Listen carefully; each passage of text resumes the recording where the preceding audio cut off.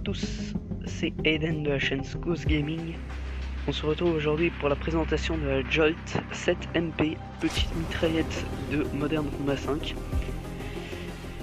C'est une arme, c'est la troisième mitraillette à être débloquée, juste après la Vector.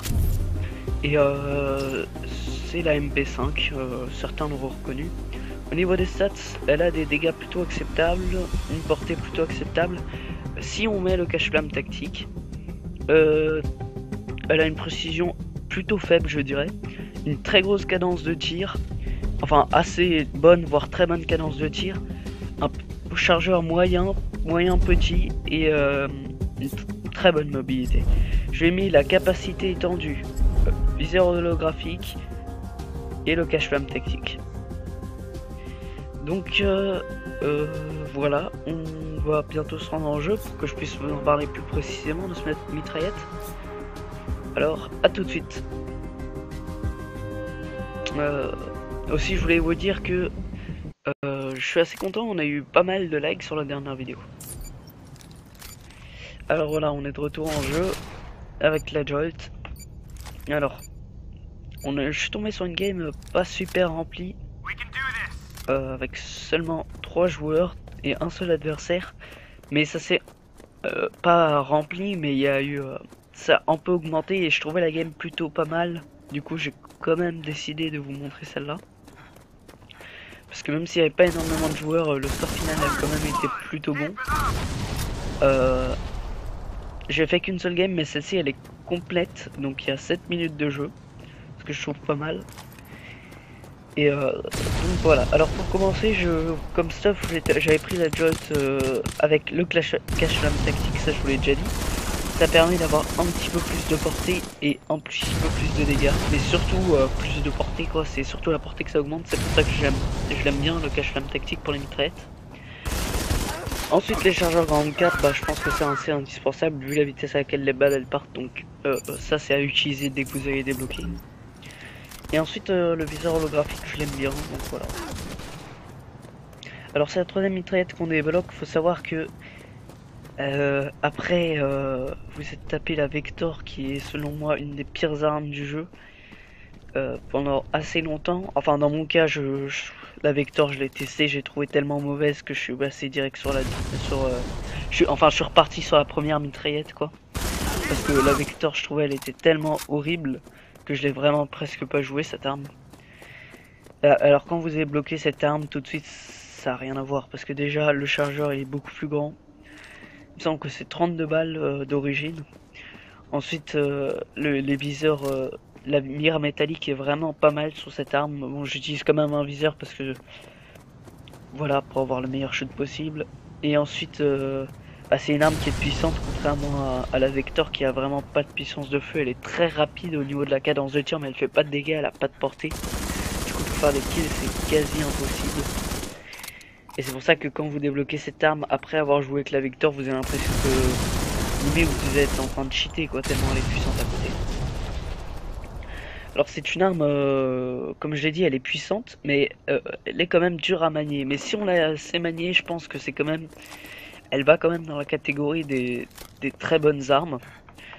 Tout simplement parce que cette arme elle a une cadence de tir énorme. Enfin, élevée, voire très élevée. Et même pour une mitraillette, sa cadence de tir est élevée. Et des dégâts qui sont pas trop mauvais. Du coup, vous avez une puissance de feu qui est assez monstrueuse si vous savez utiliser l'arme. C'est-à-dire que si vous n'avez pas un bon shoot, je vous conseillerais plutôt la Bosque 3, 5ème mitraillette à être débloquée, qui a moins bonne cadence, mais plus de dégâts, plus de portée, et donc au final elle est plus simple à utiliser. Si vous êtes pas super bon, vaut mieux quand même prendre l'autre. Alors là il y a un joueur qui a join, donc vous allez voir que la game va totalement changer. Alors voilà, donc vraiment cette arme, elle peut pour faire des records aisément être utilisée. C'est une très bonne mitraillette. Et sincèrement, même si c'est pas, elle est dans mon top 3 des mitraillettes de MC5. Après, je sais pas ce que donne la dernière mitraillette qui va être ajoutée là, qui nous ont déjà teasé depuis au moins 2 semaines, qui nous tease avec la nouvelle mitraillette, mais elle est déjà dans le jeu, mais elle est pas, on peut pas l'utiliser encore sur le multi. si vous allez sur la campagne, vous avez des chances de la trouver sur des ennemis, mais vous pouvez pas encore l'utiliser en multi, comme je viens de le dire. Aujourd'hui a été ajouté le fusil à pompe, donc c'est un double canon, il a l'air plutôt cool. Bon, lui aussi il avait déjà été ajouté, mais il n'était pas encore utilisable. Et le nouveau fusil d'assaut, je l'ai pas encore testé, mais il promet d'envoyer du lourd lui, donc dès que je l'aurai débloqué, vous pouvez me croire que je vais le tester. Donc pour en revenir à cette Jolt, je vous conseille vraiment de l'utiliser pour combat rapproché, parce que la précision, vous le voyez, elle est pas folle, hein. Pour une mitraillette c'est pas ouf. Donc dès que vous tirez un peu au no-scope, la précision, enfin les balles elles partent un peu partout. Si vous combinez ça au fait que les balles font pas énormément de dégâts, je pense que ça doit peut-être faire du 13-15 fois, ou bien 6 balles tuées.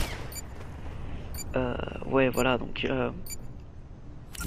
peut-être ouais même plus. Je pense qu'il faut bien, ouais, à peu près 6 balles on va dire. Il faut à peu près 6 balles pour tuer, 5-6 balles pour tuer. Si vous combinez ça avec une mauvaise précision, ça va vraiment pas le faire sur cette arme. C'est pour ça que je vous conseille de viser. C'est un conseil que je donne pas forcément sur toutes les armes. Sur certaines armes il vaut mieux no scope, parce que viser est une perte de temps et une perte de mobilité. Et enfin bien sûr quand l'ennemi est loin il vaut toujours mieux viser, mais quand il est près des fois il vaut mieux no scope. Et pour cette arme je dirais qu'il vaut mieux quand même viser. Alors là vous voyez, là j'ai piqué un petit peu du no scope. C'est pas top hein, niveau précision, ça part un peu partout. Le chargeur il part assez vite vu la grosse cadence, c'est pas super. Et vous voyez aussi que cette arme elle fait vraiment le tas de stress, c'est impressionnant à quel point la puissance de feu est élevée. Donc vraiment si vous voulez faire de record en FFA, vous pouvez peut-être réussir à faire votre record avec cette arme, c'est pas exclu. Et voilà, donc vraiment excellente arme. Ce que je peux vous dire aussi c'est que qu'est-ce elle a 3 slots 3 slots pour les accessoires, contre 4 pour les fusils d'assaut, les batteuses et certaines mitraillettes. Donc a priori je crois qu'il n'y a que la Bosque. Ah non, il y a aussi la Vector qui peut avoir 4 accessoires. Pas sûr que vous vouliez vraiment utiliser la Vector, mais en tout cas en soi dans les mitraillettes il n'y a que la Bosque qui peut avoir 4 accessoires. Donc elle peut en avoir que 3. Quel est l'accessoire qu'elle peut pas avoir? C'est la poignée. Enfin les poignées, et ça se sent quand même niveau précision qu'elle peut pas mettre de poignée. Mais voilà, on peut pas tout avoir. Je pense que s'il y avait la poignée, ce serait clairement la mitraillette la plus OP. Enfin, quoique ça se discute, parce que il y a une autre mitraillette que j'aime beaucoup qui peut pas mettre la poignée, c'est celle qu'on a juste après, la Fers 09, qui est juste excellente.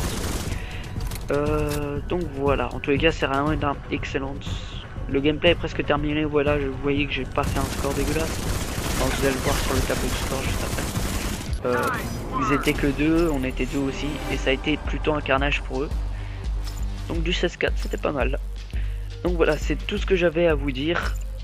C'était Eden, à la prochaine, pour une prochaine vidéo.